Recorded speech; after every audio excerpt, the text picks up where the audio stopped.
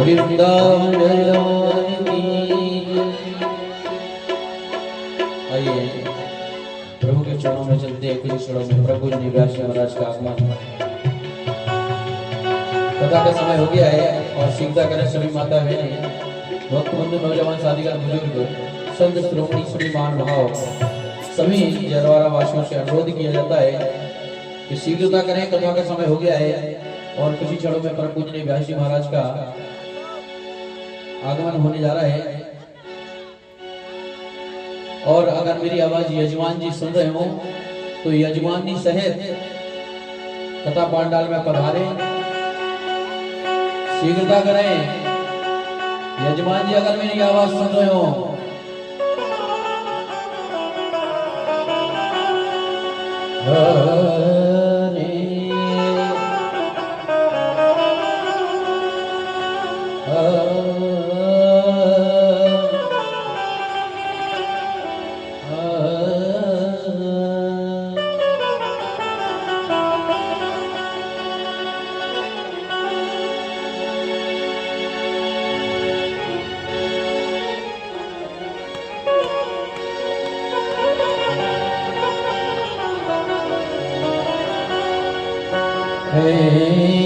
कन्हैया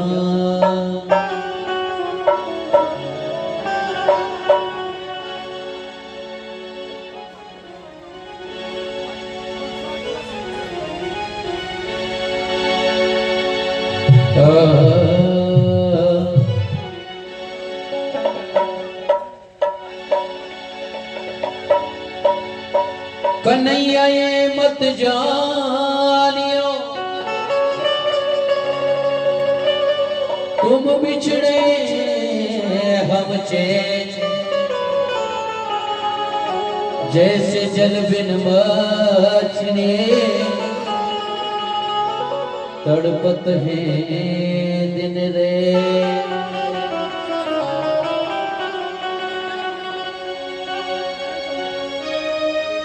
हो तेरे बिना,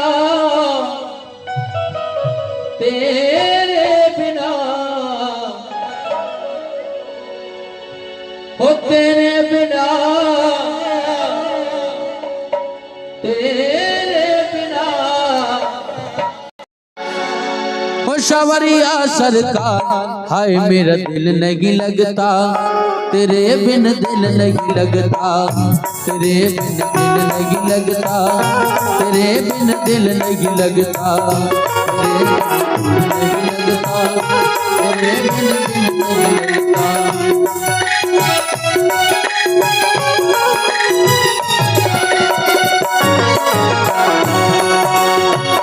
सपनों में आने वाले, निंदिया चुराने वाले, सपनों में आने वाले, निंदिया चुराने वाले, मुझको जगाने वाले, रात को सताने वाले, मुझको जगाने वाले, रात को जगाने वाले।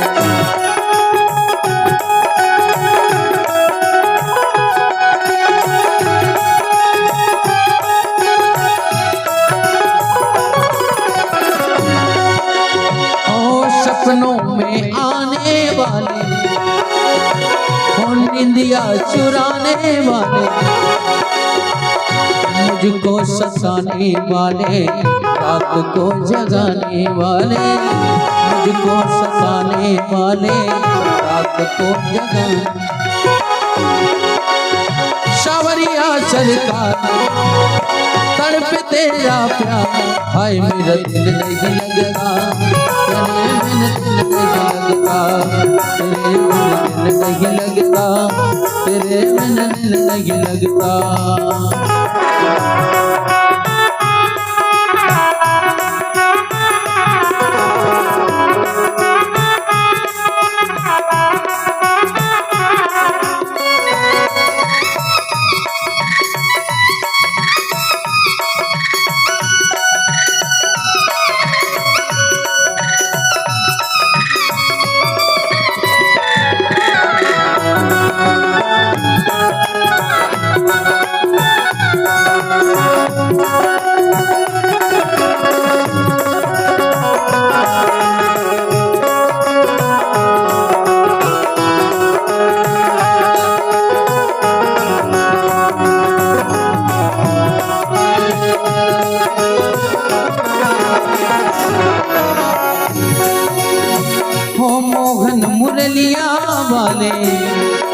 इसी बीच परम पूजनीय व्यास जी व्यास मंच आसीन हुए। सभी से अनुरोध किया जाता है शीघ्रता करें, आ जाएं। ओ मोहन मुरलिया वाले जीवन है तेरे हवाले, मोहन मुरलिया वाले जीवन है तेरे हवाले। सुन ले मेरे दर्द काले, मुझको भी गले लगा ले।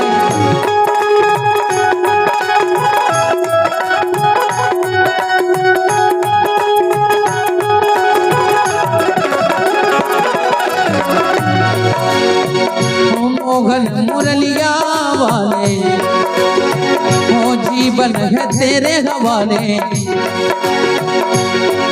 ओ सुन मेरे दर्द काले, मुझको भी गले लगा ले।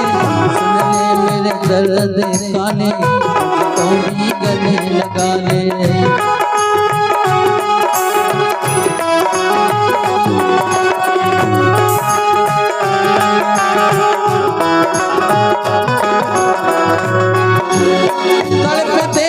प्यार ओ मेरे सरकार, आए मेरा दिल नहीं लगता तेरे बिन, दिल नहीं लगता तेरे बिन, दिल नहीं लगता तेरे बिन, दिल नहीं लगता। ओ मेरा दिल नहीं लगता तेरे बिन, दिल नहीं लगता। ओ मेरा दिल नहीं लगता तेरे बिन, दिल नहीं लगता। ओ नहीं लगता तेरे बिन दिल।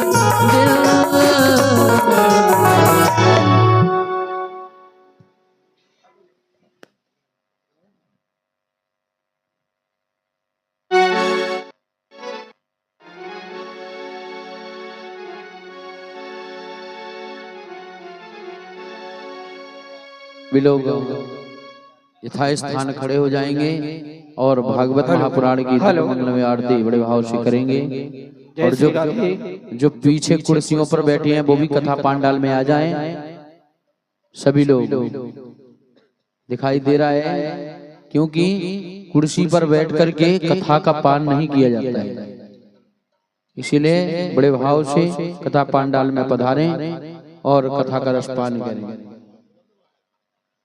हरि ओम मा आनो भद्रः कृतभोजन्तु पिस्मदो दुब्दासो अपरीदासो उद्भिदा देवानो जता सतमद्विधि असन्नप्रायुवो रक्षितारो दिवे दिवे देवानां मद्रासो मदिरेजो यतान् देवानागुंरातिरविनो निवर्ततां मा देवानागुं सख्यमुपसे दिमा भयं देवा न आयोः प्रतिरन्तो जीवसे तान् भोर्भयानि विदाहो महे भयं भागं मित्रमादितिन् दक्षमश्रीदं मा अर्जमणपरुणगुं सोमविस्मिना सरस्वती नः सुभगामयस्करदा दण्डोपातो मयो उपातु वेगजन्तन्नवादः पृथिवी तत्पिताद्योः तद्ग्रावाणः सोमसुतो मयो भुवस्तादस्मिना शृणुतं कृष्णाजुवं मा तमेशानं जगत् सुत्वतीन्द्रियं जिन्नमवसे हूमहे वयं मा ओगानो जदभेदसामसवदे रक्षिता वायुर्तः स्वस्ते स्वस्तिनेन्द्रो वृद्धस्रवाः स्वस्ति नः भोगा विश्ववेदाः स्वस्ति नस्तारिक्षो अरिष्टनेमिः स्वस्ति नो बृहस्पति ददातो प्रगतस्वामरुतः वृष्णिमातिरः सुभञ्जावानो विदधे गोजगमयः अग्निजुवामनवः सूर्यचितो विश्वे नो देवा अवसा गवन्निः भद्रं कर्णेभिः शृणुयाम देवा भद्रं पश्येमाक्षविर्जाजत्राः स्थिरैरङ्गैस्तुष्टुवा गुंसतनो वृवसेमहि देवरिदं जदायोः सतमिन्नो सरदो वन्ति देवा यत्रा नशिकरा जरसन्धनो नामा पुत्रासो यत्र विदरो भवन्ति वानो मदियारीर्गदायुर्बन्धोः अदितिदेवरदितिरन्तरिक्षमादितिर्माता सविता सपुत्रः विश्वे देवा अदितिः पञ्चजना अदितिर्जातामदितिर्जानित्वं मा द्योः शान्तिरन्तरिक्षगुं शान्तिः पृथिवी शान्तिरावः शान्तिरोगतयः शान्तिः वनस्पतयः शान्तिर्विश्वे देवाः शान्तिब्रह्म शान्तिः सर्वगुं शान्तिः शान्तिरेव शान्तिः सामा शान्तिरेधि यतो यतः समीयते ततो नो अभयं कुरु सन्नः कुरु प्रजाभ्यो भयन्नः पशुभ्यः गणानान्त्वा गणपतिगुं हवामहे प्रियाणान्त्वा प्रियपतिगुं हवामहे निधीनान्त्वा निधिपतिगुं हवामहे वसो मम आहवजानि गर्भधमा त्वमजासि गर्भधम्मा अम्बे अम्बेयं बालिके नमानयति कसना सास्यस्त्वकः सुभद्रिकां काम्बेलवासिनिम्मा कोरिगणदीप्ताभ्यो नमः ध्यानं धनमक्षत्पुष्पाणिं समर्पयामि सर्वमङ्गलमाङ्गल्ये शिवे सर्वार्थसाधिके शरण्ये त्र्यम्बके गौरी नारायणी नमोस्तुते ओम इदगुं अभिः प्रजननं मे अस्तु दशवीरगुं सर्वगणगुं स्वस्ति आत्मशनि प्रजाशनि वसुशनि लोकशन्यवैशनि अग्निः प्रजां बहुलां मे करोत्वन्नं वयोरेदो अस्मासु दत्ता हरिः ओम चंद्रमा मनसो जात सक्षोः सूर्यो वजायतः श्रोत्राद्वायुष्प्राणशमुखादग्निरजायत बोलिए श्रीमद्भागवत महापुराणे की जय हो। सभी लोग यथास्थान खड़े हो जाएं।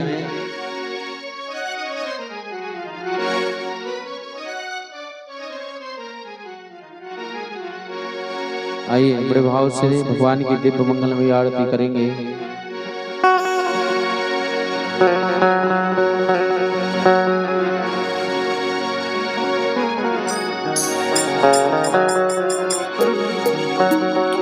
बोले राधा रमण सरकार की जय।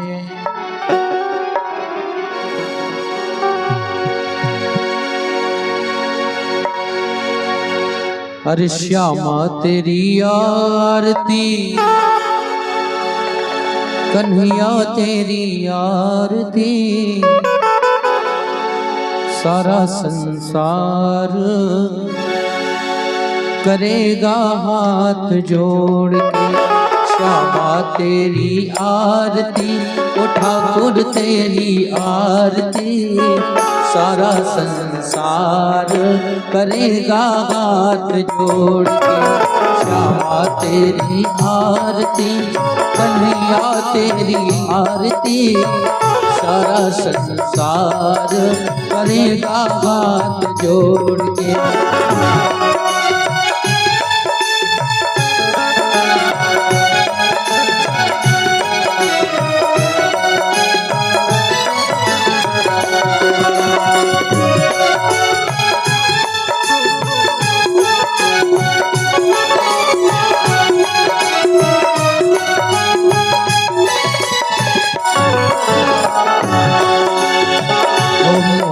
मुकुटो प्यारे शीश पे सोहे, प्यारी बलसी मेरो मन को।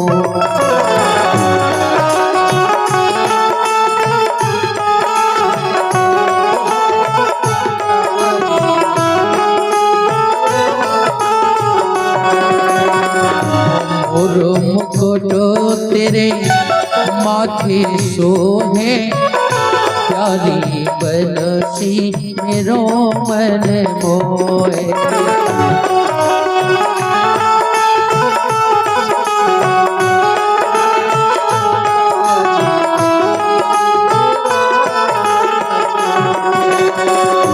प्यारी मुरलिया दिल में बसाओ, करेगा हाथ जोड़ के।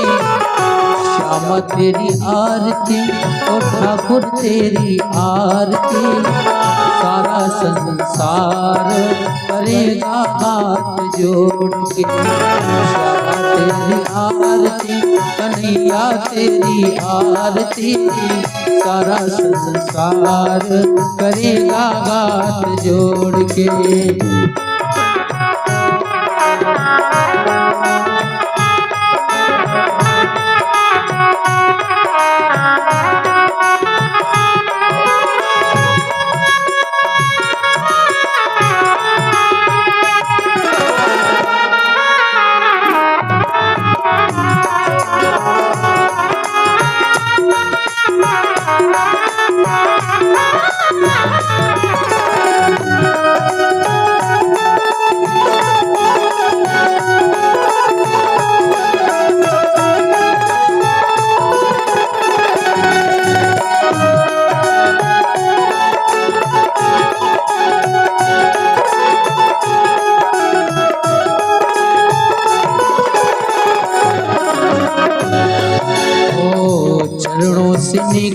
होती है गंगा जी प्यारी, पावन करती है दुनिया सारी।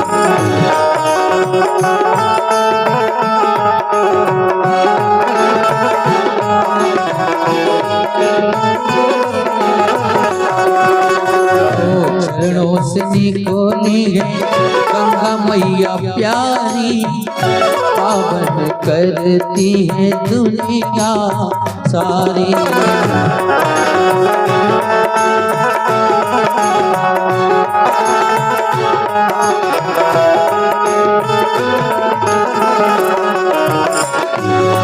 चरणों में प्यारे शीश झुकाऊं, करेगा हाथ जोड़ के श्यामा तेरी आरती, ठाकुर तेरी आरती, सारा संसार करेगा हाथ जोड़ के। श्यामा तेरी आरती, कन्हैया तेरी आरती, सारा संसार करेगा हाथ जोड़ के।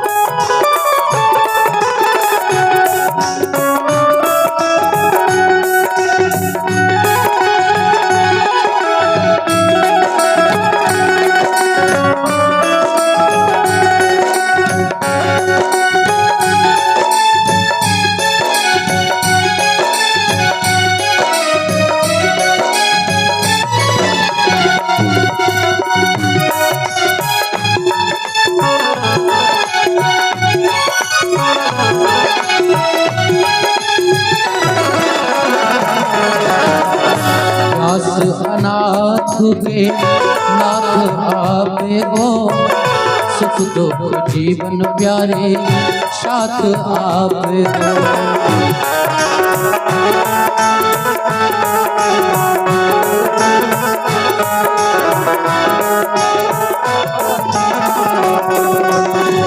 प्यास दास जी के नाथ आप हो, सुख दुख जीवन प्यारे साथ आप हो।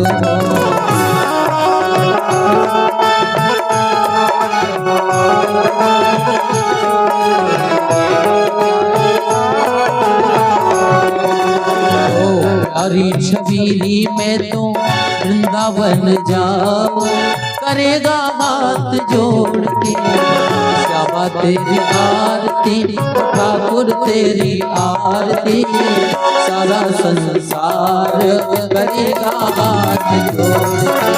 श्यामा तेरी आरती, कन्हैया तेरी आरती, सारा संसार करेगा हाथ जोड़ के।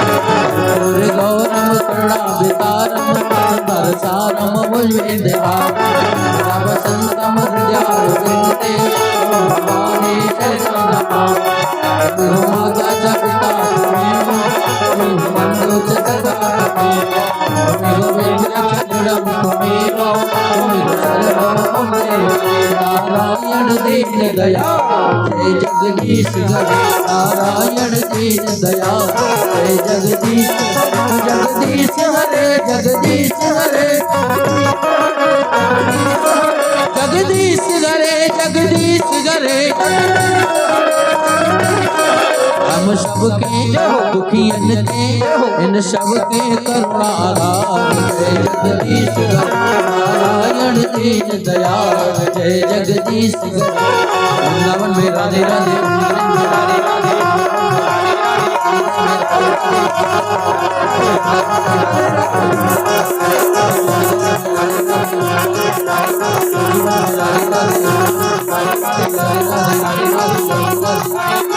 जय जय श्री राधे, जय जय श्री राधे, जय जय श्री राधे।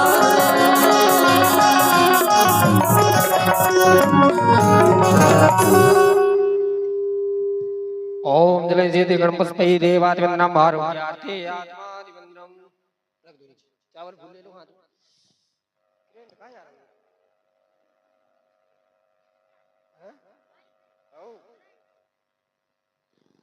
ओम जतने निष्णमय जंत देवास्तानि द्रवाणि मृतवान्यासन्ना ते हराग महिमाना सचंद्र पूर्वे। सभी लोग यथास्थान विराजमान हो जाएं। ओम जतने निष्णमय जंत देवास्तानि द्रवाणि मृतवान्यासन्ना ते हराग महिमाना सचंद्र पूर्वे साध्याः सन्ति देवाः। हरिः ओम एकदन्ताय विद्महे वक्रतुण्डाय धीमहि तन्नो दन्ती प्रचोदयात्। हरिः ओम महालक्ष्मी च विद्महे विष्णुपत्न्यै च धीमहि तन्नो लक्ष्मी प्रचोदयात्। हरिः ओम तत्पुरुषाय विद्महे महादेवाय धीमहि तन्नो रुद्रः प्रचोदयात्। हरिः ओम नन्दनन्दनाय विद्महे यशोदानन्दनाय धीमहि तन्नो रुद्रः प्रचोदयात्। हरिः ओम तत्पुरुषाय विद्महे महादेवाय धीमहि तन्नो रुद्रः प्रचोदयात्। हरिः ओम रामदूताय विद्महे वायुपुत्राय धीमहि तन्नो हनुमत् प्रचोदयात्। नानासुगन्धपुष्पाणि यथा कालोद्भवानि च पुष्पाञ्जलिर्मया दत्त्वा गृहाण परमेश्वर मन्त्रपुष्पाञ्जलिं समर्पयामि। बोलिए श्रीमद्भागवत महापुराण की जय। जय हो।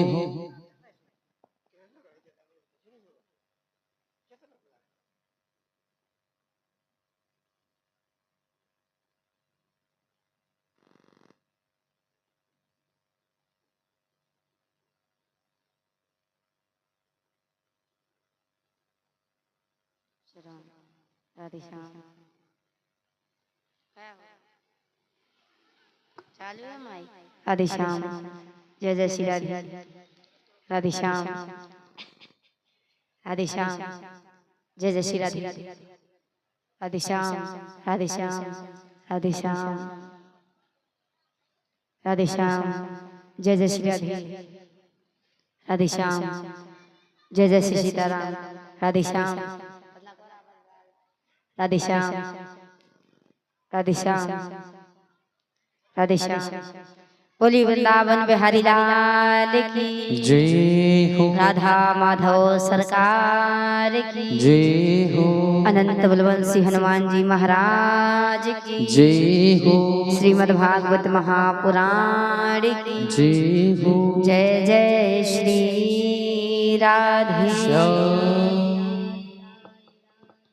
आइए आइए आइए बड़े भाव से समस्त हरिभक्त समस्त नगरवासी एवं समस्त क्षेत्रवासी आज भगवान की इस पावनमयी रसमयी बहती हुई ज्ञान गंगा में सभी नगरवासी डुबकी लगाएंगे, गोता लगाएंगे और अपने मनुष्य जीवन को धन्य बनाएंगे।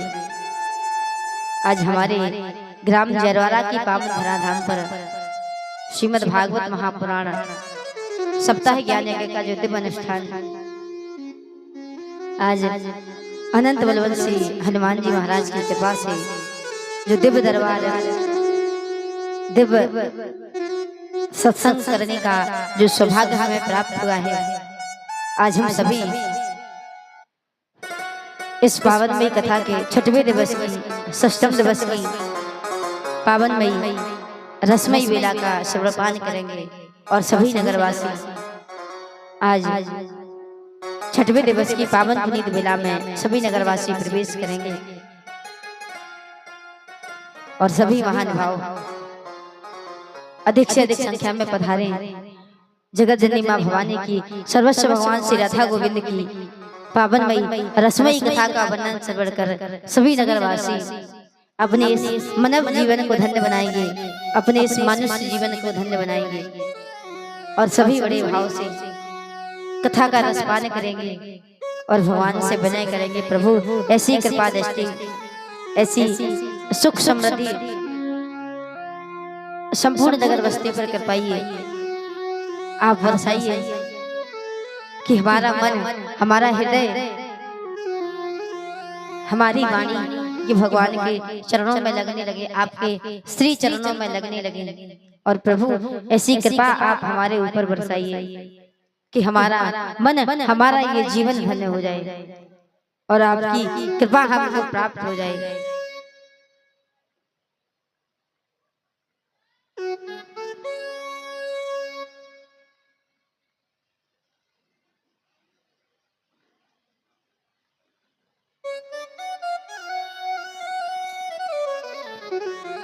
श्री राम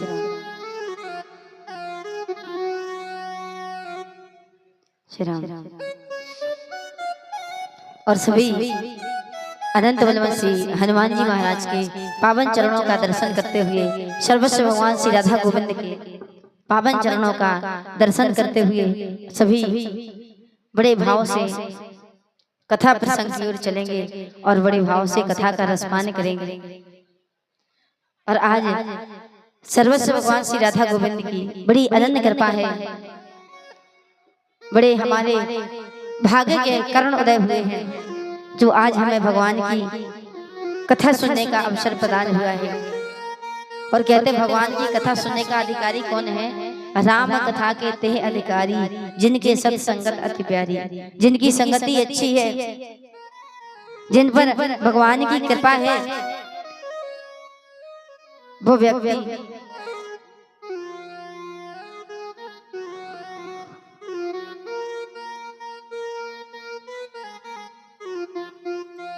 भगवान की कथा में बैठने का अधिकारी है। और वास्तविकता में भगवान उसी व्यक्ति को अपनी कथा में बैठाने का अवसर प्रदान करते हैं जिसकी संगति अच्छी है, जो वास्तविकता में प्रभु को प्राप्त करना चाहते हैं। और कहते जब तक प्रभु की कृपा नहीं होगी तब तक आप इस प्रांगण में नहीं आ पाएंगे, आप कथा श्रवण नहीं कर पाएंगे। और जब प्रभु की इच्छा होगी तो भगवान आपको कथा सुनने का, अपने दरबार में बैठने का सौभाग्य प्राप्त करेंगे, कृपा प्राप्त करेंगे। और कहते जिस व्यक्ति पर दुनिया वाले कृपा नहीं करते, दुनिया वाले जिसका साथ नहीं देते हैं, और अगर एक बार उस व्यक्ति के ऊपर प्रभु की कृपा हो जाए तो उस व्यक्ति पर दुनिया वाले अपने आप कृपा कर देते हैं। इसलिए इस जीवन में हजारों बाधाएं आई हैं, आपत्तियां आई हैं, लेकिन हमारा केवल एक ही लक्ष्य होना चाहिए और वो होना चाहिए प्रभु को प्राप्त करना, भगवत प्राप्ति करना। आप लोगों को बताइए कि व्यक्ति जब कथा में आता तो 8 उद्देश्य लेकर के आता है, लेकिन हमें उन उद्देश्यों को लेकर के नहीं चलना है। अच्छा, 8 उद्देश्य कौन कौन के लेकर के आता है? बोले सबसे पहले पाप और पुण्य, दूसरा स्वर्ग और नरक, और आगे के हानि और लाभ, और अंत में होता सुख और दुख। ये 8 अभिप्राय लेकर के व्यक्ति कथा सुनता है। बोले अगर हम कथा में जाएंगे तो हमारे पाप कम हो जाएंगे, पुण्य बढ़ जाएंगे। दूसरा बोले अगर हम कथा में जाएंगे तो स्वर्ग पहुंचेंगे, और कथा नहीं सुनेंगे, भगवान का भजन नहीं करेंगे, अच्छे काम नहीं करेंगे तो नरक पहुंचेंगे। और बोले अगर प्रभु हमारे बेटा की नौकरी लग जाए तो भागवत कराएंगे, तो हानि और लाभ, और अंत में होता सुख और दुख। बोले घर में चाहे भले ही कितनी लड़ाई चल रही हो, लेकिन जब प्रभु के दरबार में आते तो सुख की अनुभूति होती है कि नहीं होती? सुख मिलता है कि नहीं मिलता? बोले सुख और दुख, लेकिन हमारा अभिप्राय ये नहीं होना चाहिए। कथा का फल होना चाहिए केवल और केवल भगवत प्राप्ति, प्रभु को प्राप्त करना, ये हमारे जीवन का उद्देश्य होना चाहिए, जीवन का लक्ष्य होना चाहिए। ना कि कथा में गए, बोले चलो कथा में चलते हैं, बढ़िया आनंद लेंगे, भजनों में तालियां बजाएंगे, आनंद वर्धन हो जाएगा। कथा कोई मनोरंजन का विषय नहीं है जो आनंद वर्धन हो जाएगा। कथा परिवर्तन का विषय है और भगवत प्राप्ति, ये हमारे जीवन का लक्ष्य होना चाहिए। और कथा सुन करके सब लोग यहाँ से गांठ बांध करके जाइएगा कि प्रभु आज से हमारे जीवन की डोर, जो हमारे जीवन की रस्सी है, प्रभु हमारे जीवन की डोर को देवी भक्ति के माध्यम से भगवान के चरणों तक बांधना है, क्योंकि देवी भक्ति भगवान की प्रियतमा है। और जब तक देवी भक्ति प्राप्त नहीं होगी तब तक प्रभु आपको प्राप्त नहीं होंगे। आपने वेद पुराण पढ़ के, शास्त्र पढ़ करके ज्ञान अर्जित कर लिया, सत्संग नहीं किया तो फिर बुद्धि की प्राप्ति नहीं होगी। और कहा कि जैसे ही ज्ञान आएगा तो वैराग्य अपने आप आ जाएगा, और जैसे ही जीवन में वैराग्य आएगा देवी भक्ति आपको प्राप्त हो जाएगी। इसलिए देवी भक्ति को प्राप्त करने का प्रयत्न करना है, क्योंकि इस जीवन में वस्तुएं तो प्राप्त होती रहेंगी, क्योंकि जब तक मनुष्य का जीवन है तब तक हमारी इच्छाएं पूर्ण होने वाली नहीं है। अच्छा, पहले रहते थे छोटी सी झोपड़ी में, पर क्या कहा प्रभु एक काम और करो, अच्छा सा एक आध मकान और बन जाए, बस फिर फुर्सत। अच्छा, मकान भी बन गया, फिर बोले प्रभु बस इतनी सी कृपा और कर दो कि काम बिजनेस और स्टार्ट हो जाए। अच्छा, बिजनेस स्टार्ट हो गया। अच्छा, पहले जब छोटी सी झोपड़ी में रहते थे आराम से 8-10 रोटी खा के बढ़िया चैन से रहते थे। अब मकान बन गया, बिजनेस लग गया, अब लगे कमाने, सो रोटी छूट गई और सुख छूट गया, अब लगे बस कमाने। पहले 8 रोटी खाते थे और अब 2 रोटी खाते हैं, वो भी उल्लू की तरह। जब सोते हैं तो पंखे की पंखुड़ियां गलते हैं, नींद नहीं आ रही। और वास्तविकता में सुख क्या है? मेड़ पे हाथ रखो और नींद आ जाए, वो इस जीवन में सुख है। इसलिए भगवान की कथा रस पान कर अपने जीवन में सुख की अनुभूति करना है, सुख को प्राप्त करना है, आनंद को प्राप्त करना है। और ये वास्तविकता में कब होगा? चाहे आप भले ही कुछ भी कर लो, लेकिन अगर हृदय में आनंद नहीं है तो फिर कितना ही प्रयास कर लो, भगवान आपको कितना ही दे दे, नो खाए तेरा की भूख हमेशा बनी रहेगी। इसलिए जितना अपने पास है उसमें ही प्रसन्न रहिए और भगवान का भजन करिए, इतने ही जीवन में काफी है। अगर ज्यादा के पीछे भागोगे तो फिर इस जीवन में कुछ भी होने वाला नहीं है, बस फिर भागते ही फिरोगे। इसलिए इस जीवन में भागना नहीं है, प्रभु की मर्जी समझ करके, प्रभु की इच्छा समझ करके हर कार्य करना चाहिए। जैसे प्रभु के भक्त होते हैं तो वो क्या सोचते हैं? अगर आज रोटी मिल भी गई, बोले ठीक है। अच्छा, नहीं मिली तो समझते हैं आज एकादशी है, प्रभु चाहते हैं कि हम व्रत रखें, उपवास रखें, इसलिए भोजन नहीं मिला। तो हर हाल में प्रभु की कृपा समझ करके जीवन को व्यतीत करना है और प्रयास करना है कि हरदम हमारा मन, हमारा हृदय भगवान के चरणों में लगा रहे। ऐसा विनय भगवान के दरबार में प्रभु से करना है और सभी देवी देवताओं का आवाहन करेंगे, प्रभु आप हमारी इस धराधाम पर आकर के हमारे जीवन को आप धन्य बनाइए और अपनी कृपा दृष्टि आप हमें प्रदान करें। आइए बड़े भाव से मंगलाचरण की ओर चलेंगे, उसके पश्चात हम सभी कथा का रसपान करेंगे। हरि ओम स्वस्ति। श्री गणेशाय नमः। श्री कृष्णाय नमः। श्री सरस्वते नमः।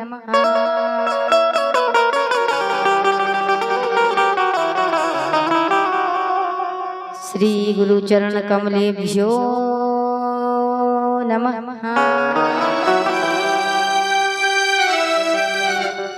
सच्चिदानंद रूपाय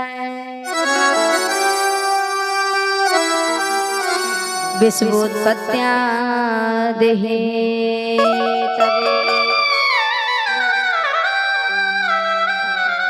तापत्य विनाशाय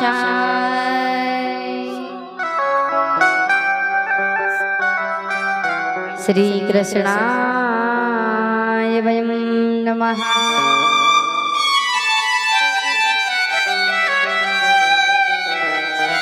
बंसी विभूषित करा नवनीत दाभात पीतांबरा दरुविफला धरोष्टा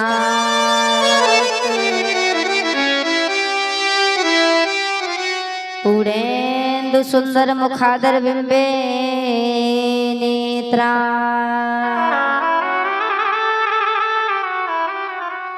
श्री कृष्णात् परम किमपि तो हम न जाने। वंदे राधा पदम भुजम विष्णु आदि स्वरवंदता यत् कीर्ति कृत्य नैना पुनाति ब्रह्माण्यं सर्वथं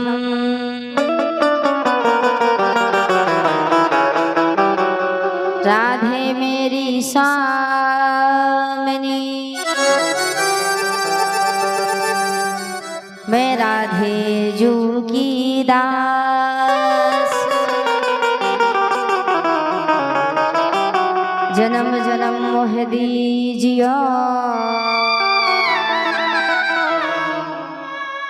श्री वृंदावन को वास। चित्सार बिंदु सर्वस्व भगवान श्री राधा गोविंद के चरण कमलों का ध्यान करते हुए अकारण करना वर्णालय भक्ति वांछा कल्पतरु तड़ोन्दित विनंदित पीताम्बरधारी श्री बालकृष्ण सलाल की वांगमय स्वरूपा श्रीमद् भागवत महापुराण जिसमें विद्यमान 88,000 ऋषिगण श्री सूत जी महाराज महर्षि वेद व्यास जी एवं सुखदेव जी महाराज को व्यास मंच की ओर से कोटि कोटि प्रणाम। अनंत बलवंत सिंह हनुमान जी महाराज के चरणों में व्यास मंच की ओर से कोटि कोटि प्रणाम। कथा प्रांगण में पधारे हुए पिता तुल्य सभी भाई बंधुओं को माँ सती अंसिया के कर कमलों पर चलने वाली सती स्वरूपा देवी स्वरूपा सभी माताओं बहनों को दूर दराज से पधारे हुए सभी भक्तों को संत समाज को यजमान परिवार को समस्त जयरवाड़ा वासियों को एवं समस्त क्षेत्र वासियों को व्यास मंच की ओर से जय जय श्री राधे जय जय श्री राधे। बड़े भाव से हम सभी कथा का रसपान करेंगे और आज वास्तविकता में बड़े परम सौभाग्य की बात है कि आज हमारी इस पावन भूमि पर हमारे ग्राम की पावन धराधाम पर संपूर्ण देवी देवताओं का आगमन हुआ है। 64 योगिनी माँ भगवती विराजमान है। संपूर्ण 30 करोड़ देवी देवता हमारी इस पावन भूमि पर विराजमान है और जिनके सानिध्य में हम सभी कथा का रसपान कर रहे हैं और हम सब हरि भक्ति कथा सुनने हेतु पधारे हैं और सभी भगवान की पावन में रसमयी कथा का वर्णन श्रवण करेंगे और अपने जीवन को धन्य बनाएंगे। आज 6वें दिवस की पावन पुनीत बेला है। समस्त नगरवासी पधारे हैं और भगवान की पावन में रसमयी कथा का वर्णन श्रवण कर इस भगवती ज्ञान गंगा में गोता लगा करके अपने मनुष्य जीवन का उद्धार करें और अपने इस जीवन को सफल बनाएं, कृतार्थ बनाएं। और इसी के साथ हम सभी कथा का रसपान करेंगे। जैसे कहते कि जब हम प्रभु की कथा सुनते हैं या सुनाते हैं तो भगवान की कथा में हमें कब तक प्रवेश नहीं मिलेगा, कब तक प्रभु हमको प्राप्त नहीं होंगे, जब तक हमारा मन, हमारा हृदय, हमारी वाणी पवित्र नहीं होगी। तब तक हमें प्रभु का दर्शन नहीं होगा। इसलिए आइए बड़े भाव से अपने मन को, अपने हृदय को, अपनी वाणी को पवित्र करने के लिए कुछ समय के लिए भगवान नाम संकीर्तन की ओर चलेंगे। उसके पश्चात हम सभी कथा का रस पान करेंगे। तो सभी को मीठी मीठी तालियों की सेवा करते हुए संकीर्तन करना है और अपने जीवन को धन्य बनाना है। इन प्यासे पपी है लोचन को निज दर्शन स्वाते पिला जा जरा। यह माया मरीच का दुर्घटा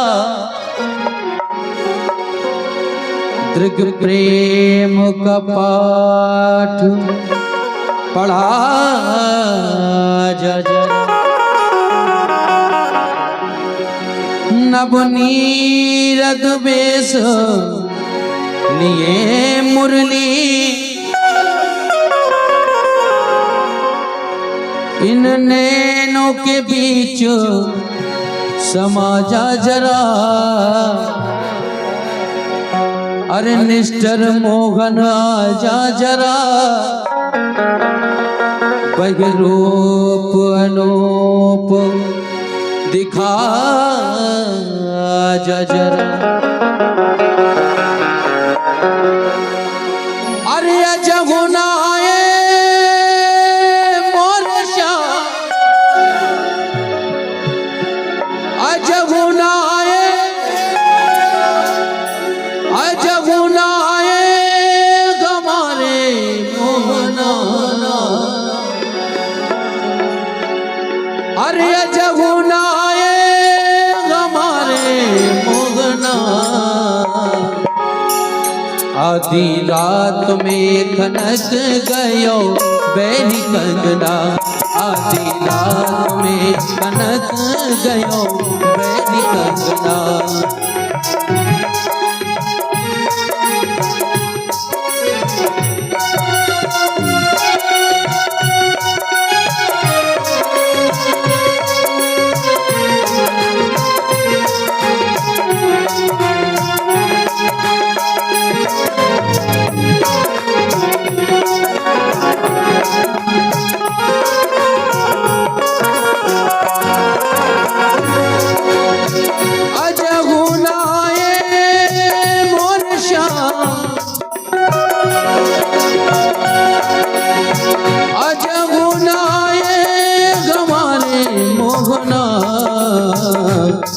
आधी रात में कनक गयो बैरी कंगना। आधी रात में कनक गयो बैरी कंगना।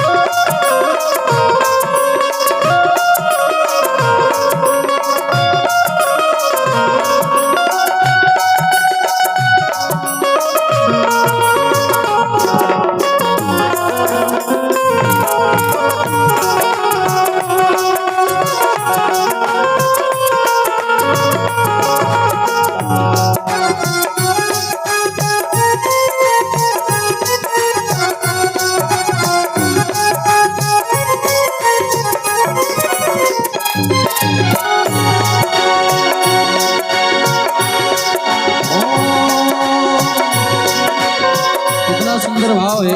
आधी रात में खनक गयो बैरी कंगना। भगवान आज आ रहे हैं। और ओ अजमुनाए हमारे मोहना आधी रात में कनक गयो मेरी कंगना आधी रात में कनक गयो मेरी कंगना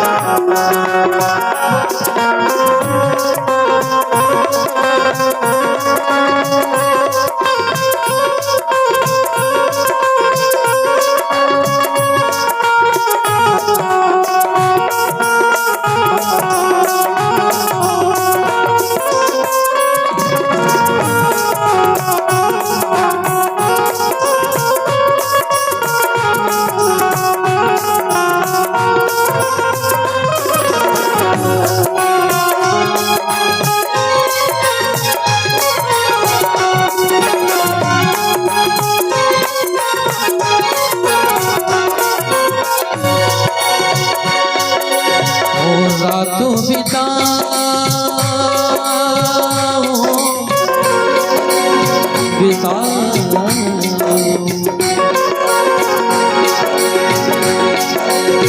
और रातों बिताऊं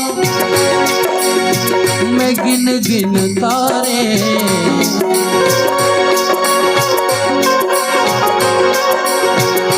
रात बिताऊं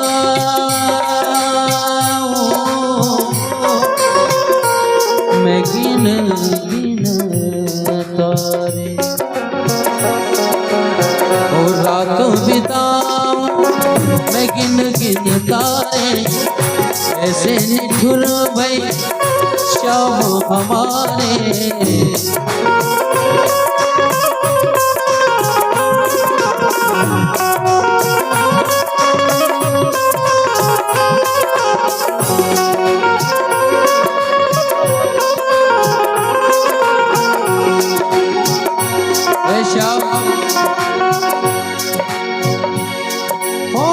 शाम बिना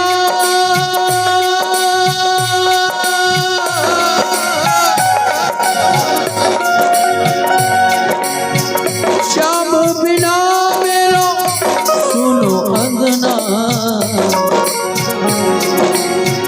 शाम बिना मोरो सुनो अंगना आधी रात में कनक गयो मेरी कंगना आधी रात में कनक गयो मेरी कंगना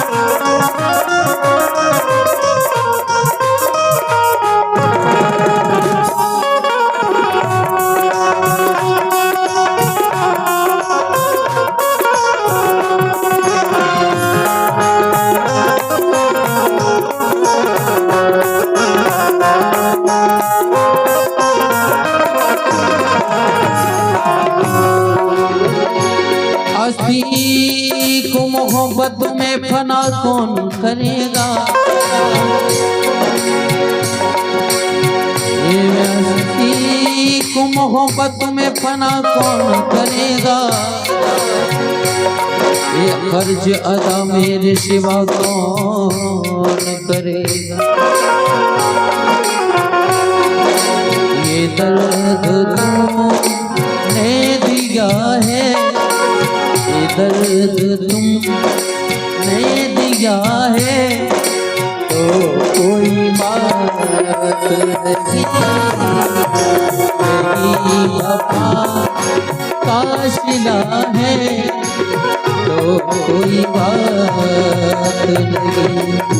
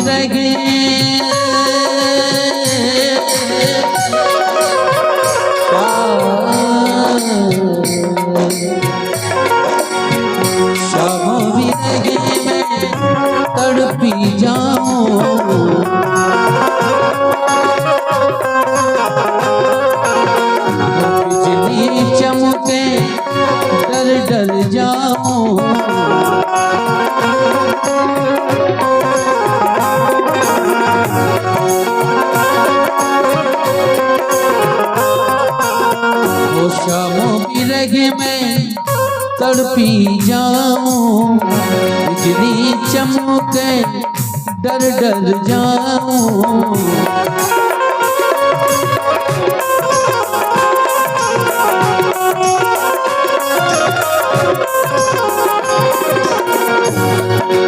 ओ संग की सहेली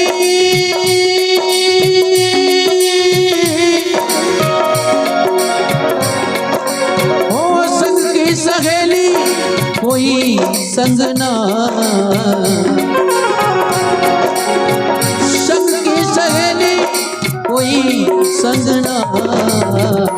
आधी रात में कनक गयो मेरी कंगना, आधी रात में कनक गयो मेरी कंगना, आधी रात में कनक गयो मेरी कंगना।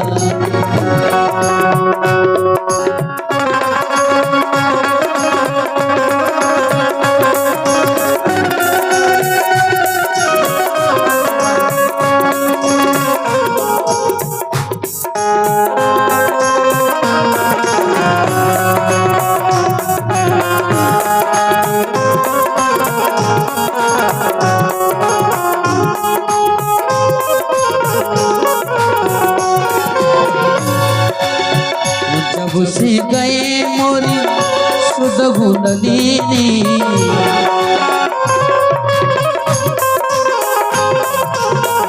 जब से गए मोरी सुध गुंडलीनी।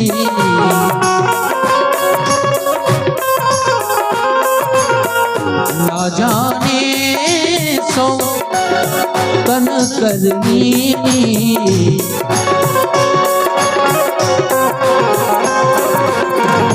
परसों गुजरे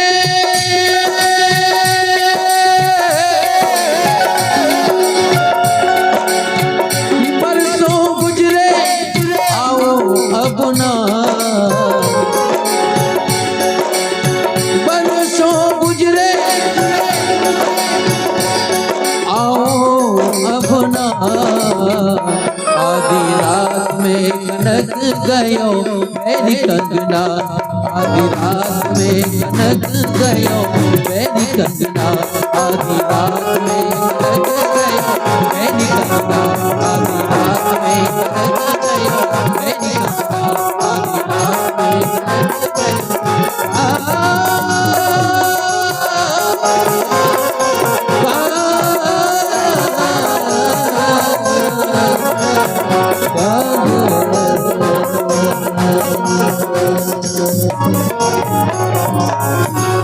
बोली वृंदावन बिहारी लाल की, राधा माधव सरकार की। श्री राम। आइए बड़े भाव से सभी हरि भक्त कथा का रसपान करेंगे और भगवान की पावनमयी मंगलमयी आज विवाह उत्सव की बेला में समस्त नगरवासी एवं समस्त क्षेत्रवासी मिलकर के प्रवेश करेंगे। आज सर्वस्व भगवान श्री राधा गोविंद भगवान श्री कृष्ण का विवाह उत्सव है। आज हम सभी भगवान श्री कृष्ण और मैया रुक्मणी जी के विवाह उत्सव की बेला की ओर प्रवेश करेंगे और बड़े भाव से हर्षोल्लास के साथ भगवान का विवाह उत्सव मनाएंगे और अपने जीवन को धन्य बनाएंगे। कल हम सभी ने बड़े भाव से सर्वस्व भगवान श्री राधा गोविंद की बाल लीलाओं का वर्णन श्रवण किया। उसके बाद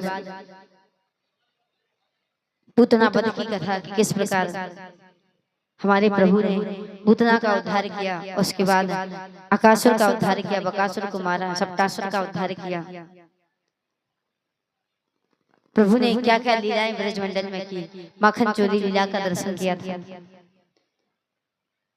उसके बाद हम सभी ने गोवर्धन महाराज की पूजा, गोवर्धन महाराज की परिक्रमा बड़े भाव से बड़ी श्रद्धा के साथ की और इस प्रकार अपने जीवन को धन्य बनाते हुए इस जीवन को सफल बनाते हुए, कृतार्थ करते हुए सभी कथा का रसपान करेंगे। आज 6वें दिवस की बेला है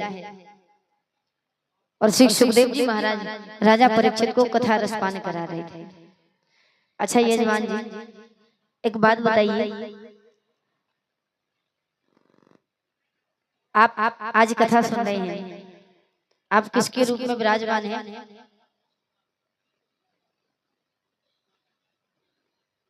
यजमान जी, यजमान के रूप में विराजमान हैं। आप यहाँ कथा में बैठे हैं, किसके रूप में विराजमान हैं? यजमान तो हो ही, लेकिन उसके बाद यजमानी जी बताएंगे, हैं? बताइए किसके रूप में आकर के आप यहाँ बैठे हैं?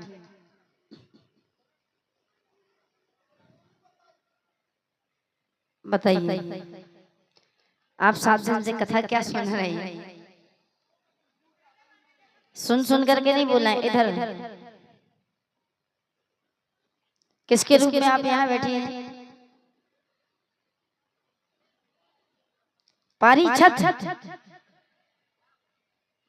ही है, पारीक्षत के रूप में विराजमान हुए हो। अच्छा बताया किसने, एक बार ये और बता दो, खुद के मन से बोला है या फिर आपने खुद ने बताया है? सुन के बोला है या अपने मन से बोला है? सुन के हैं कि अपने मन से? अच्छा दूसरों से सुन के बोला है, वो भी गलत बोला है, पारीक्षत। अच्छा आप यहाँ 7 दिन से बैठे हैं, आज 6 दिन तो हो ही गए, कल और है बस। आपको ये भी नहीं पता है कि हम किसके रूप में यहाँ बैठे हैं, क्यों आप कथा में बैठे हैं, क्या रूप लेकर के बैठे हैं? आप यहाँ विराजमान हैं महाराज परीक्षित के रूप में, पारीक्षत मत कह देना, नहीं तो आपके साथ साथ में कोई हमें और पागल समझेगा। किसके रूप में बैठे हैं? परीक्षित के रूप में। अच्छा परीक्षित ने कथा क्यों सुनी थी? आप क्यों कथा सुन रहे हैं? राजा परीक्षित ने कथा क्यों सुनी थी? पहले दिन की कथा में बताया था, दूसरे दिन की में बताया था, इधर वाले बताएंगे। अच्छा रोज कथा सुनने कौन कौन आता है? 6 दिन किस किस ने कथा सुनी है? जरा हाथ उठाना।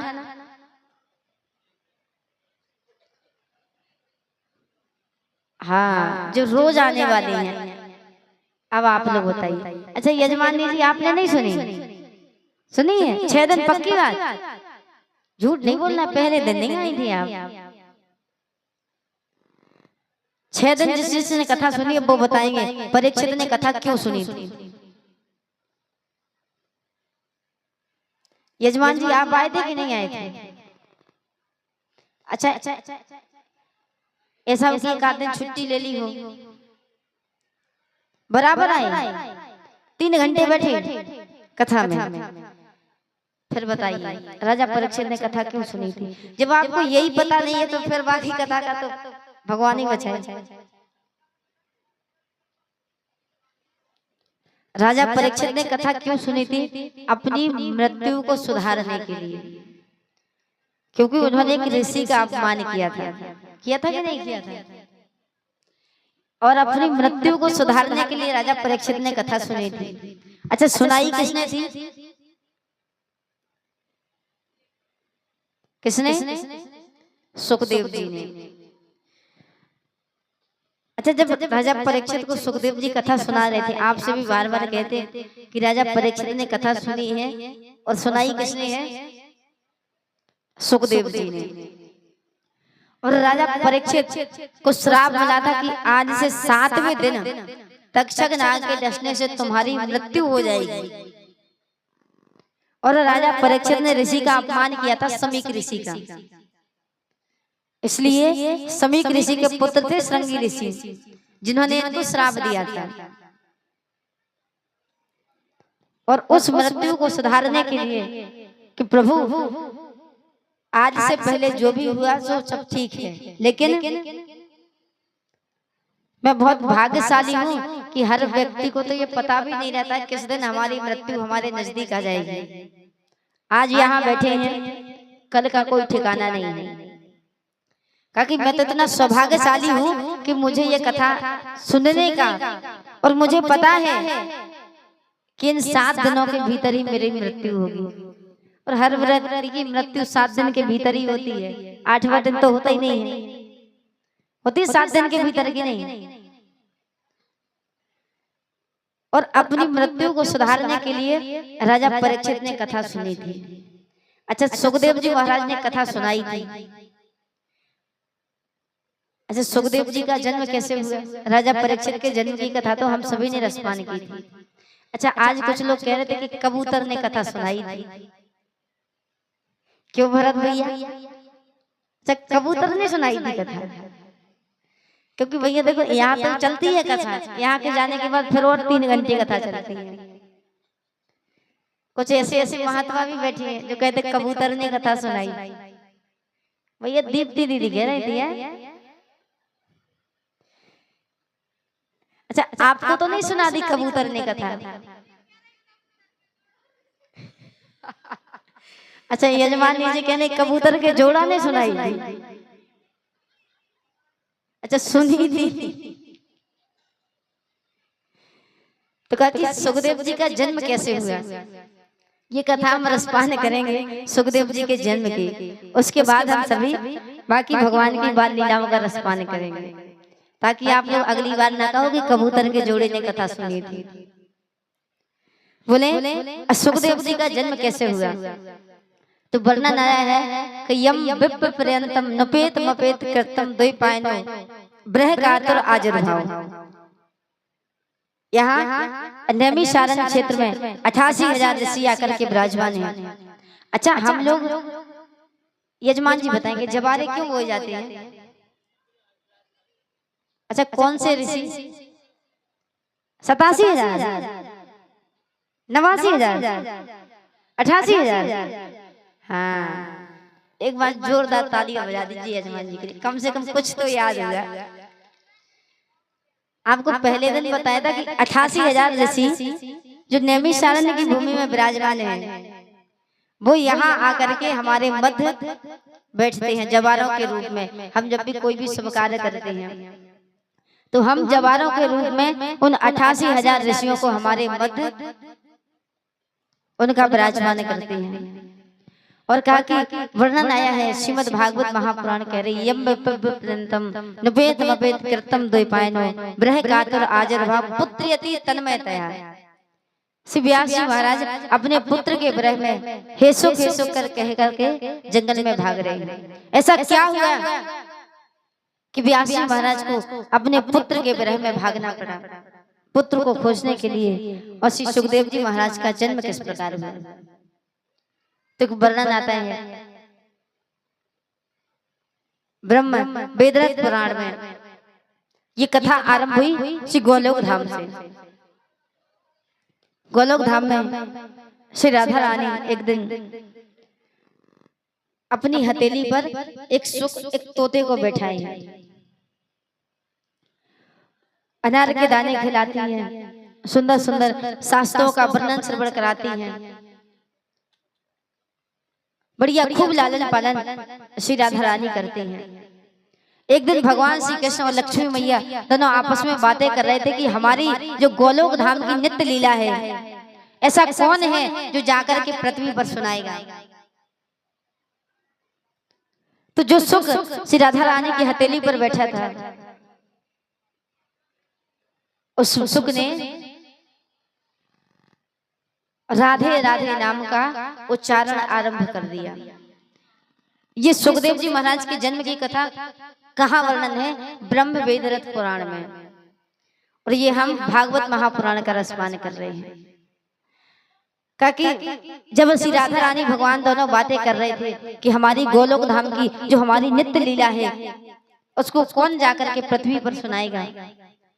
तो जो सुख श्री राधा रानी की हथेली पर बैठा था, उसने राधा राधा कहना प्रारंभ कर दिया। श्री राधा नाम का उच्चारण प्रारंभ कर दिया। तब श्री राधा रानी ने कहा सुख राधा राधा नहीं, कृष्ण कृष्ण बोल, क्योंकि आगे जो समय काल आने वाला है उसमें नाम की बड़ी महिमा होगी। क्योंकि आप लोगों से बार बार कहते हैं कि सतयुग में भगवान की प्राप्ति कैसे होती थी? राम नाम का जाप करने से। और त्रेता युग में बोले सतयुग में कृतयुग सब जोग विज्ञानी करी ध्यान तरह बहु प्राणी। सतयुग में ध्यान करने से। और त्रेता युग में त्रेता विधि जग नर करही। त्रेता युग में कैसे भगवान की प्राप्ति होती थी? यज्ञ करने से। और द्वापर युग में द्वापर करी रघुपति पद पूजा नर भव तरहि उपाय न दूजा। और वही इस कलयुग में कलयुग केवल हरि गुण गाहा गावत नर पावहि भवताहा। बोले आगे जो समय काल आने वाला है उसमें नाम की बड़ी महिमा है, इसलिए सुख कृष्ण कृष्ण बोल। तो जो सुख राधा रानी की हथेली पर बैठा था वो सुख उड़ करके गया। दूसरे सिंहासन पर भगवान श्री नारायण विराजमान थे, तो भगवान की सिंहासन पर जाकर के बैठिया और श्री कृष्ण नाम का उच्चारण आरंभ कर दिया। तब भगवान ने कहा सुख कृष्ण कृष्ण नहीं, राधा राधा बोल, क्योंकि श्री राधा का नाम मुझे प्राणों से भी अधिक प्रिय है। अब सुख ने कहा, भगवान कह रहे हैं राधा राधा बोल और राधा रानी कह रही है कृष्ण कृष्ण बोल, अब नाम क्या लूं? तो राधे कृष्ण नाम का उच्चारण आरंभ कर दिया। अरे मेरा मन पंछी ये बोले उड़ वृंदावन जाऊं, ब्रज की इन पावन गलियों में राधे राधे गाऊं। मैं राधे राधे गाऊं, मैं श्यामा श्यामा गाऊं। मैं राधे राधे गाऊं, मैं श्यामा श्यामा गाऊं। राधे राधे गाऊं, मैं श्यामा श्यामा गाऊं।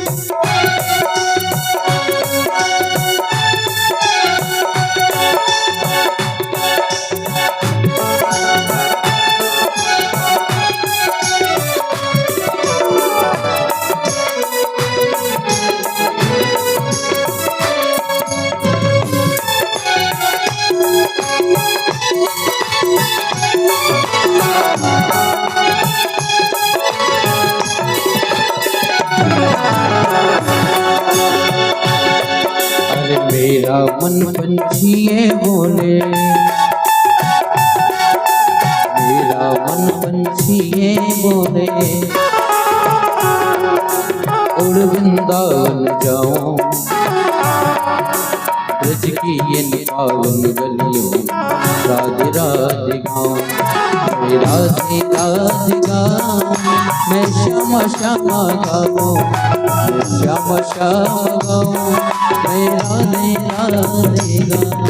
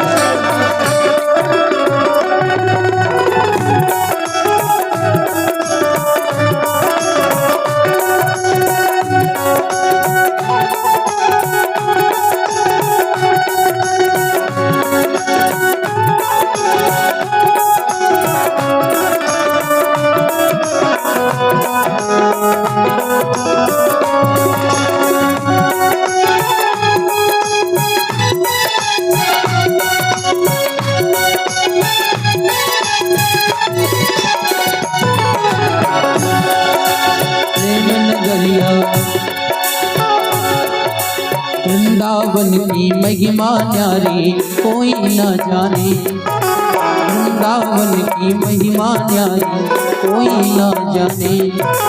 प्रेम नगरिया मनमोहन की कोई न पहचाने।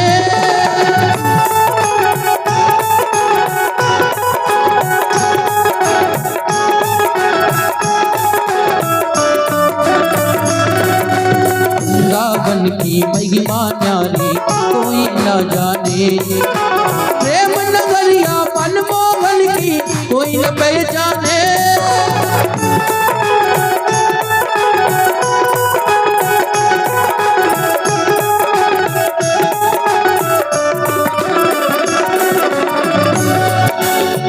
गलियों में झूम झूम के, गलियों में झूम झूम मन की कपन बुझाऊं।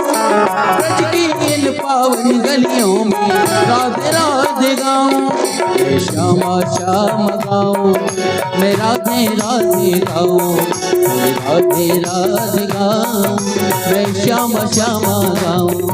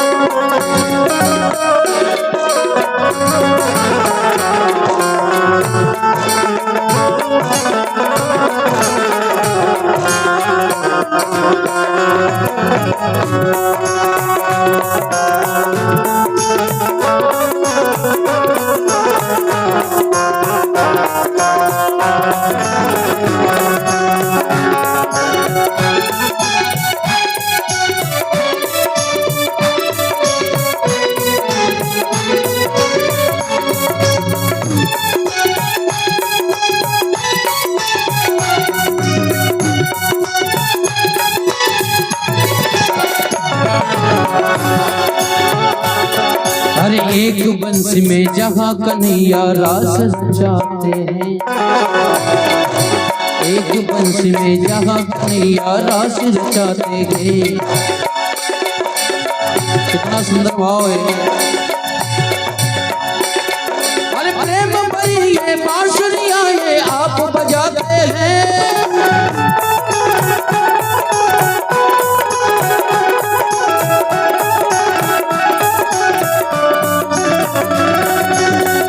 बंसी में जहाँ कन्हैया रास रचाते हैं। प्रेम भरी ये बांसुरियां ये आप बजाते हैं।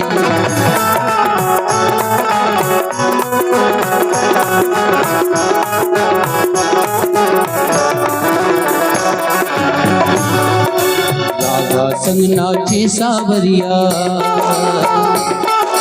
राधा संग नाचे सावरिया दर्शन करके आओ। राधा संग नाचे सावरिया दर्शन करके आओ।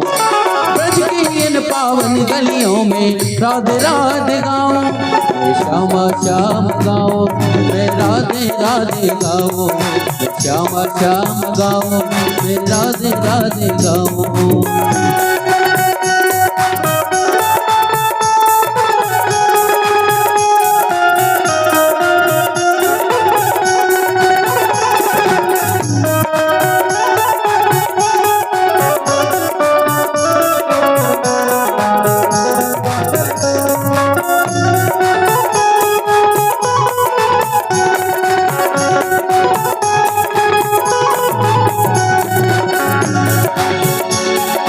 छेल छबीले कृष्ण प्रिया तेरी याद सताती है।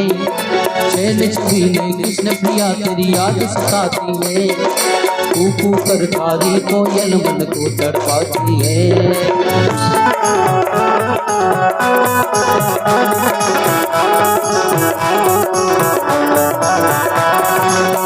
छबीले कृष्ण प्रिया तेरी याद सताती है। कूकू करकारी कोयल मन को तड़पाती है।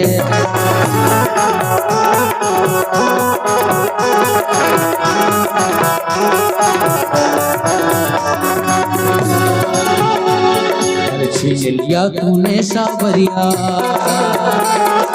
छीन लिया तूने सवरिया प्रेम कहाँ से पाऊं क्या तूने सवरिया प्रेम कहाँ से पाऊं ब्रज के इन पावन गलियों में राधे राधे गाऊं श्यामा श्याम गाऊं मैं राधे राधे गाऊं मैं श्यामा श्याम गाऊं मैं राधे राधे गाऊं श्यामा श्याम गाऊं मैं राधे राधे गाऊं श्यामा श्याम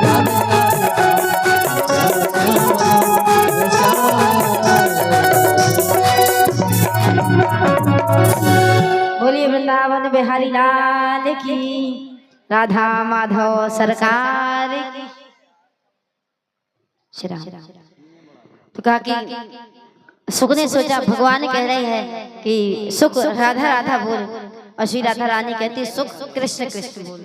तो वो सुख ने राधे कृष्ण नाम का उच्चारण आरंभ कर दिया। राधे कृष्ण राधे कृष्ण राधे कृष्ण कहना प्रारंभ कर दिया। और यहाँ ब्रह्म वेद पुराण में वर्णन है। एक बार श्री नारद जी अपनी बीणा लेकर के पृथ्वी का भ्रमण करने निकले, और नारद जी ने सारे तीर्थों का भ्रमण किया। अहम तु पृथ्वी यातो ज्ञात्वा सर्वोत्तमामिति हरि क्षेत्रम कुरुक्षेत्रम श्रीरंगम सेतु बंधनम ये मादितु तीर्थेषु ब्रह्मांड इतस्तः। सारे तीर्थों का भ्रमण किया, पुष्कर, काशी, प्रयागराज, गोदावरी, हरि क्षेत्र, कुरुक्षेत्र, सारी पृथ्वी का भ्रमण करते करते नारद जी पहुंचे कैलाश में। नारद जी का जब कैलाश में आगमन हुआ, इधर उधर देखा, किंतु बाबा भोलेनाथ जी कहीं दिखाई नहीं दिए, कहीं नजर ही नहीं आई। केवल पार्वती मैया बैठी हैं सामने। तो नारद जी ने कहा कि मैया बताएंगे आप कि बाबा भोलेनाथ कहाँ गए हैं? मैया पार्वती ने कहा नारद बता तो देती, अगर मुझे पता होता तो बता देती। अब नारद जी ने कहा लो मैया, हम तो सोच रहे थे पृथ्वी वालों में ही प्रेम नहीं रहा, या तो कैलाश में देखा तो वही हाल है।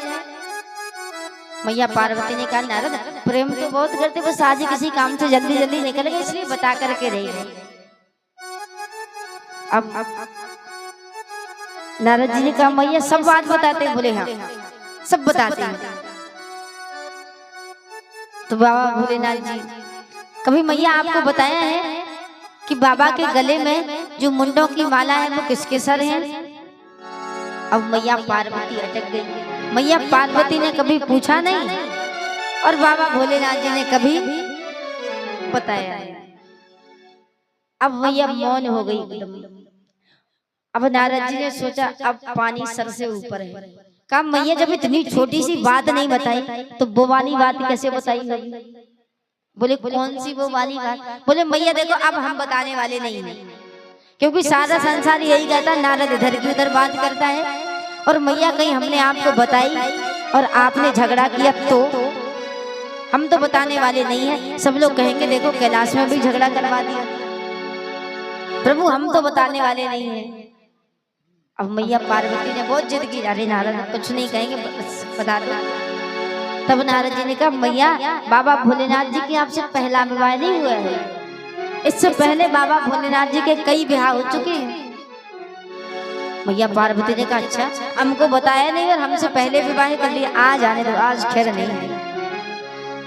अब नारद जी को लगा अब पानी सर से ऊपर है, कुछ ज्यादा ही गड़बड़ हो गई।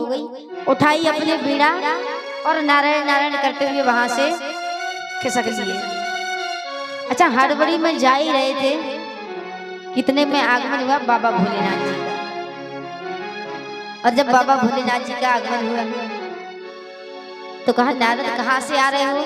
बोले प्रभु आए तो आपसे मिलने थे, लेकिन आज कुछ काम इतना अर्जेंट याद आया, फिर कभी आते मिलने। लेकिन प्रभु आपको मैया बुला रही है, आप जल्दी कैलाश में जाइए, जल्दी से अपनी हाजिरी देके आइए। बाबा भोलेनाथ जी को लगा जब तुम कैलाश से आए हो पता नहीं क्या खिचड़ी पका के आए हो, मैया तो बुला ही रही होगी। बोलते चलो देखेंगे कैलाश में कैसा मौसम है, क्या हाल चाल कैलाश में है। और बाबा भोलेनाथ जी पहुंचे दरवाजे पर। अच्छा बाबा की एक आदत थी, जब भी कहीं बाहर से आते थे तो आवाज लगाते थे। आज भी बाबा भोलेनाथ जी आए, कारी पार्वती देखो मैं आ गया। अब मैया तो मौन बैठी एकदम गुस्से में, कुछ नहीं कहा। बाबा भोलेनाथ जी ने फिर आवाज लगी, अरे पार्वती देखो तो मैं आ गया। कुछ नहीं, मौन एकदम। अच्छा भले ही दुनिया बिगड़ जाए कोई बात नहीं, और अगर पत्नी बिगड़ जाए तो फिर समझो गड़बड़। रोज रोटियां बनाएगी एकदम छोटी छोटी गोल गोल, और जिस दिन गुस्सा हो गई समझ लो पूरे 2.5 इंच की रोटी बनाएगी। उसके आकार से पता चल जाएगा आज कितने गुस्से में है। क्यों यजमान जी, एक आध दिन मिली है 2.5 इंच की रोटी खाने को? नहीं मिली।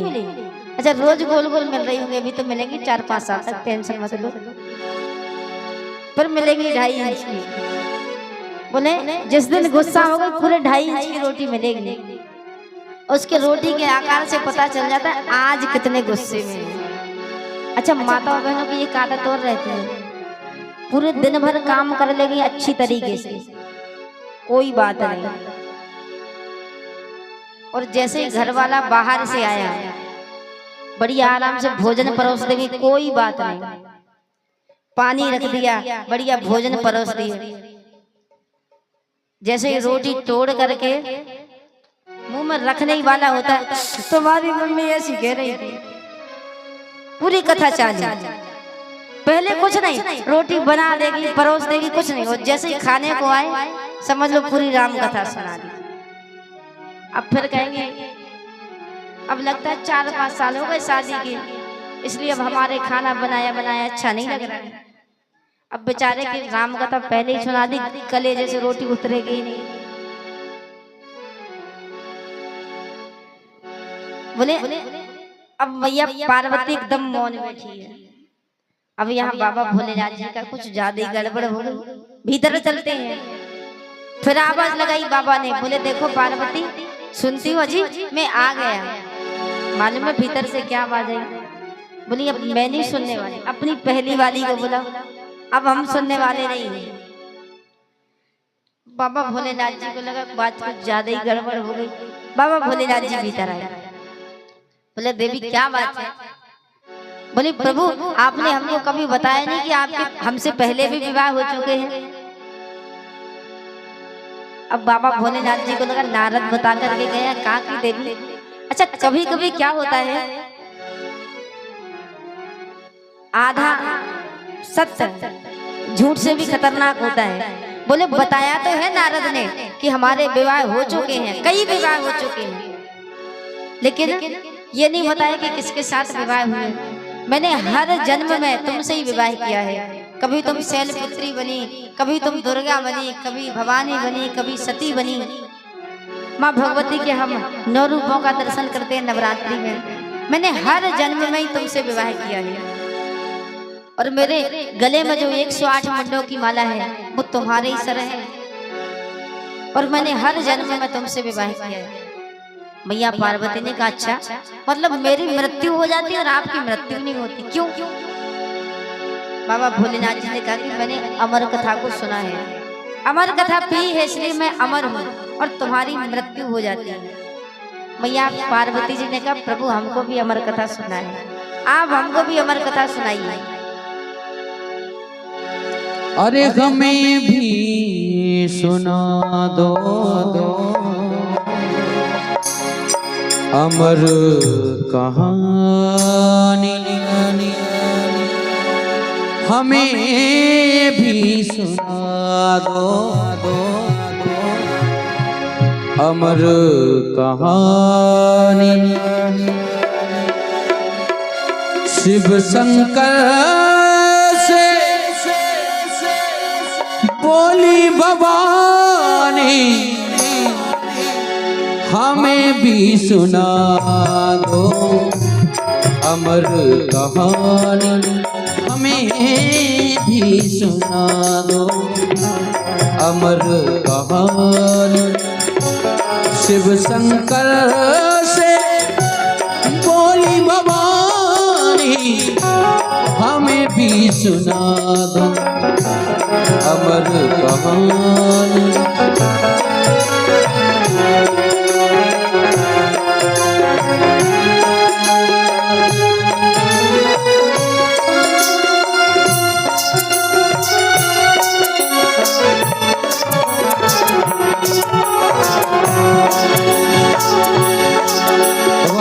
भोलेनाथ से मैया विनय कर रही पिया है क्या तुमने पिया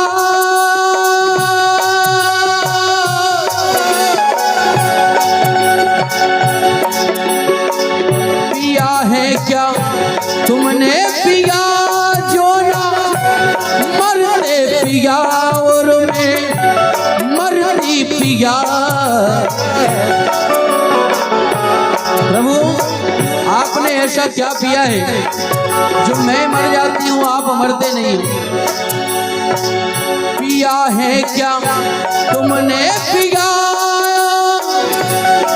जो ना मरते पिया और मैं मरती पिया।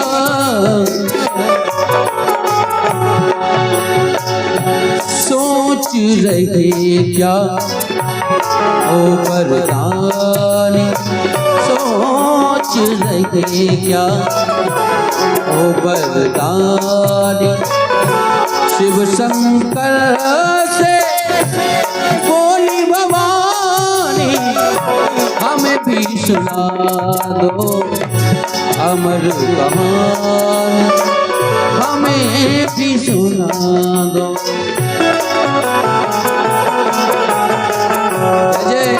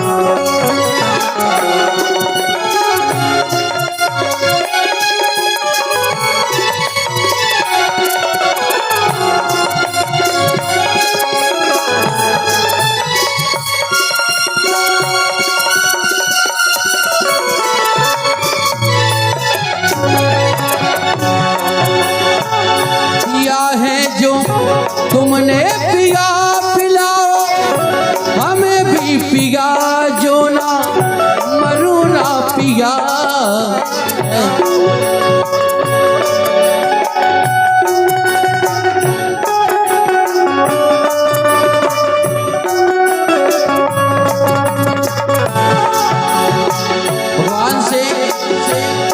भगवान भोलेनाथ से पार्वती मैया कहती है पिया है जो तुमने पिया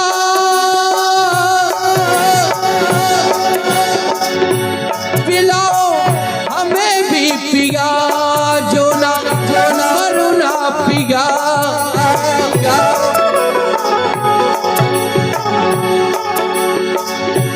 बड़ी विचित्र है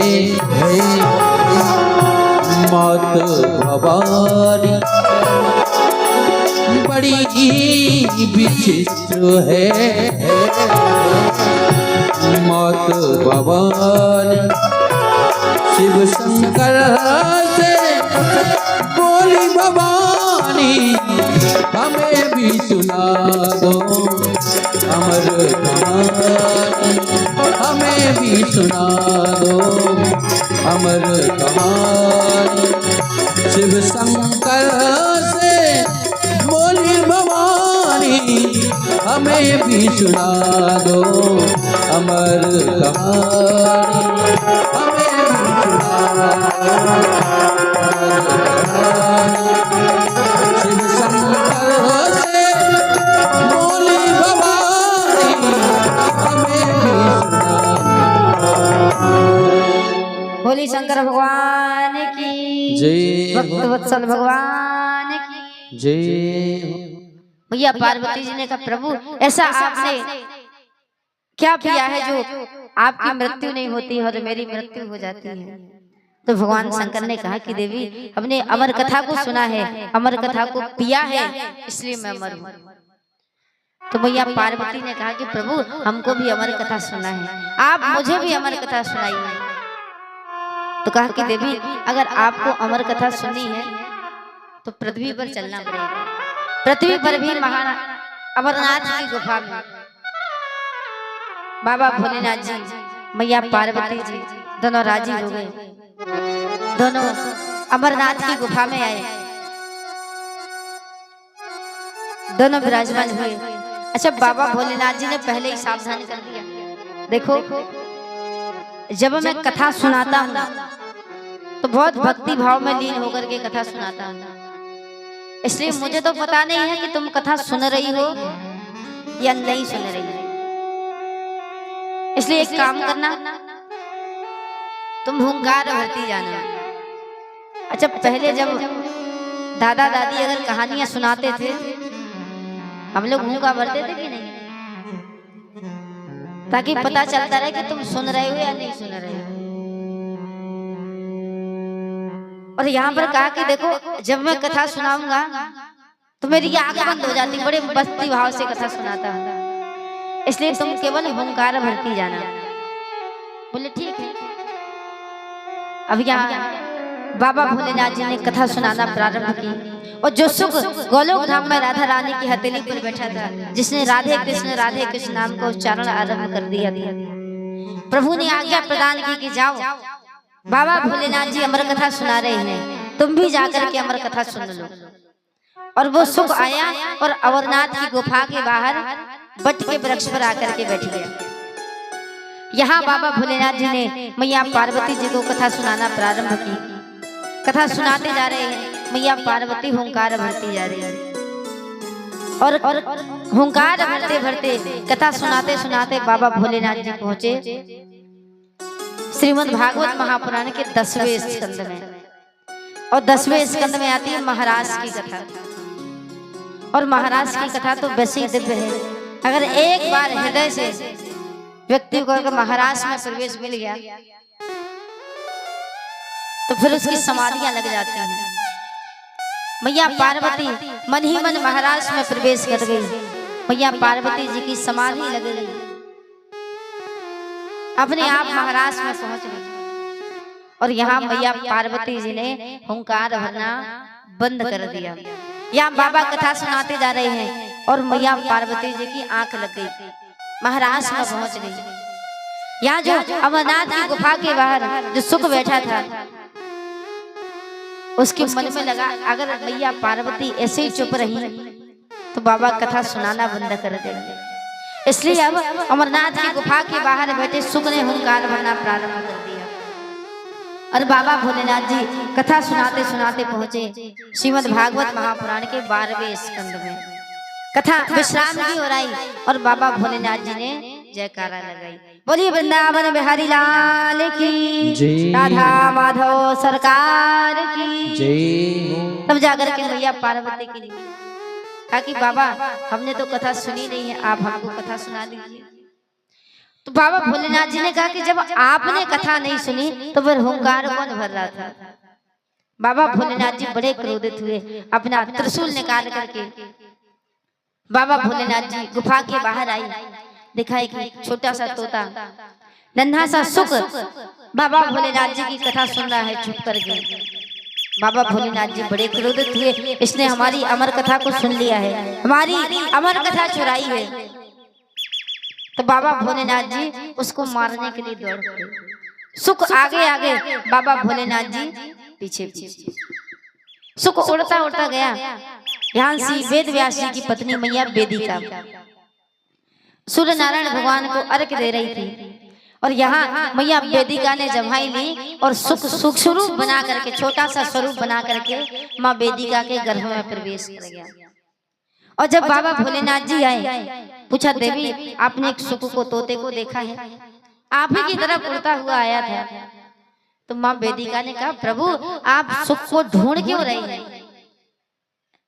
तो कहा कि उसने मेरी अमर कथा चुराई है, इसलिए मैं मारना चाहता हूँ।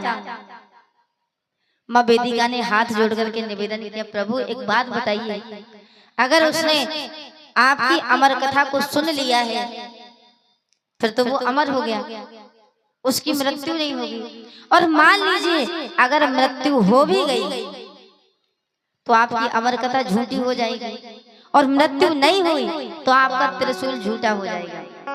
कि बाबा भोलेनाथ जी के त्रिशूल से एक तोते की मृत्यु नहीं हुई, और अगर मृत्यु हो गई तो अमर कथा झूठी हो जाएगी।